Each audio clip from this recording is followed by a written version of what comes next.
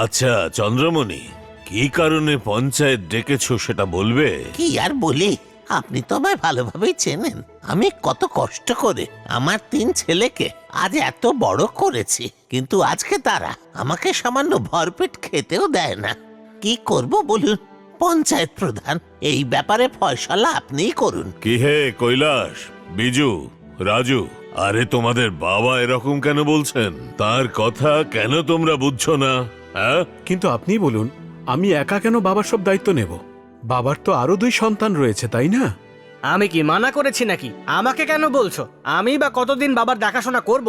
আর আমাকেও আপনারা বলুন, আমি বা বাবার দায়িত্ব কতদিন নেব? তাছাড়া উনি প্রায় আমার ঘরেই খান, আমি বা কেন রোজ ওনাকে খাওয়াবো?